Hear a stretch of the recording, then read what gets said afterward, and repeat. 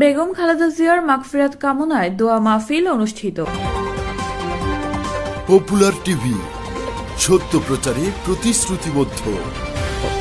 সাবেক তিনবারের প্রধানমন্ত্রী বিএনপি চেয়ারপারসন বেগম খালেদা জিয়ার মাগফিরাত কামনায় মকরপুর ইউনিয়ন যুবদলের যুগ্ম আহ্বায়ক মোহাম্মদ হাবিবুর রহমানের উদ্যোগে দোয়া মাহফিল অনুষ্ঠিত হয়েছে। শনিবার বিকেলে উপজেলার মকরপুর ইউনিয়নের ৭ নং ওয়ার্ড মকরপুর গ্রাম যুবদলের কার্যালয়ে এই দোয়া মাহফিল অনুষ্ঠিত হয়। এ সময় উপস্থিত ছিলেন মকরপুর ইউনিয়ন বিএনপির সভাপতি শাহ আলম, উপজেলা যুবদলের সদস্য মাহবুবুর রহমান খোকন, ইউনিয়ন যুবদলের যুগ্ম আহ্বায়ক হাবিবুর রহমান, সাইফুল ইসলাম, ইউনিয়ন যুবদলের সদস্য ছোট মনির, আনোয়ার, রিপন, ইউনিয়ন ছাত্রদলের সাবেক যুগ্ম আহ্বায়ক শাহাবুদ্দিন, ইউনিয়ন ছাত্রনেতা হাসানুজ্জামান মোল্লা, হাপানিয়া মাদ্রাসা ছাত্রদলের সাধারণ সম্পাদক আরমান হোসেন, ছাত্রনেতা তৌহিদুর রহমান, মিনহাজ, দিলেন হাসান প্রমুখ। মরহুম বেগম খালেদা জিয়া রুহের মাগফিরাত কামনা আজকে মিলাদ ও দোয়ার আয়োজন করা হয়েছে।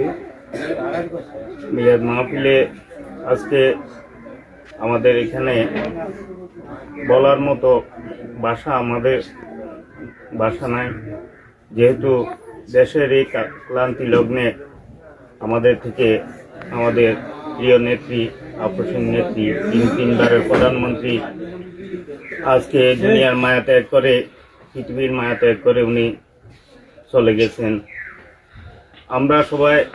আমরা এখন শুধু ওনার জন্য দোয়া ছাড়া আমাদের আর কোনো কিছু করার নাই।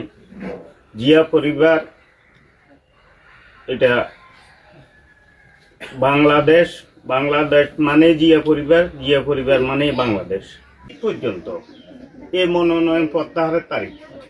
এখন দলীয়ভাবে গফুর ভূঁইয়াও নমিনেশন চাইছে, মোবাশ্বের ভূঁইয়াও চাইছে। এখন দল যাকে নমিনেশন দিবে সে বিএনপির প্রার্থী। এখন কয়েকজন হয়তো দল থেকে নমিনেশন চাইছে, এই কারণে হয়তো অনেকে গুজব উঠে দিছে মোবাশ্বের ভূঁইয়ার নমিনেশন বাতিল করা হয়েছে।